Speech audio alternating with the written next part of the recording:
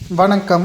சற்று முன் கிடைக்கப்பெற்ற மிக மிக முக்கியமான செய்தி ஒன்று வெளியாகி உள்ளது. அனைத்திந்திய அண்ணா திராவிட முன்னேற்ற கழகத்துடன் கூட்டணி வைப்பதற்கு எடப்பாடி பழனிசாமி அவர்கள் திமுகவை எதிர்க்கக்கூடிய ஒத்த கருத்துடைய கட்சிகள் எங்களது தலைமையில் இணையலாம் என்பதை எடப்பாடி பழனிசாமி அவர்கள் நேற்று சேலத்தில் உள்ள விமான நிலையத்தில் வந்தபொழுது செய்தியாளர்களது சந்திப்பின் பொழுது எடப்பாடி பழனிசாமி அவர்கள் தெரிவித்திருந்தார். ஆனால் தமிழக வெற்றி கழகத்தை தான் மறைமுகமாக கூட்டணிக்கு அழைக்கிறார் என்று பலரும் சமூக வலைதளங்களில் கூறினார்கள். இது உண்மையா என்று கேட்டால் இது உண்மைதான்.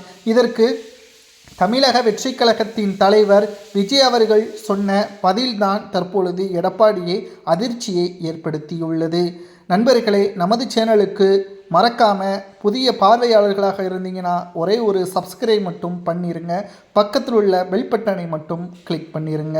அதாவது அதிமுகவில் ஓபிஎஸ் அவர்கள், சசிகலா அவர்கள், டிடிவி தினகரன் ஆகியோர் அனைவரும் ஒருங்கிணைந்து செயல்பட வேண்டும் என்பதை பன்னீர்செல்வம் அவர்கள் இல்லாமலும் சசிகலா அவர்கள் இல்லாமலும் தென் மாவட்டங்களில் அதிமுகவால் வெற்றியடைய முடியாது. எப்படியும் தாவேகா தலைமை தமிழகத்தில் ஆட்சி அமைப்பது கடினம்தான். ஒரு கட்சியுடன் கூட்டணி வைத்தால்தான் துணை முதல்வர் பதவியாவது விஜய் அவர்களுக்கு கிடைக்கும். ஆனால் விஜய் அவர்கள் கூறிய இந்த தகவலுக்கு எடப்பாடி எந்த ஒரு தகவலையும் தெரிவிக்கவில்லை. அதாவது ஓபிஎஸும் சசிகலாவும் கூட்டணியில் இணைந்தால் மட்டும்தான் விஜய் அவர்கள் உங்களது தலைமையில் கூட்டணி வைப்போம் என்பதை உறுதிப்படுத்தியுள்ளார் என்ற தகவலை கிடைக்கப்பெற்றுள்ளது.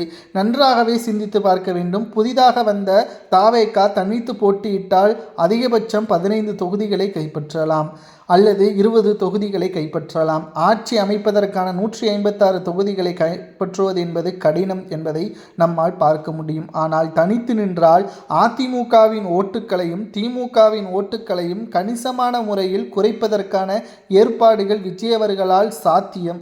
இதை தடுப்பதற்குத்தான் அதிமுக எப்படியாவது விஜயை கூட்டணி வைக்க வேண்டும் என்ற முயற்சியில் ஈடுபட்டு வருகிறது.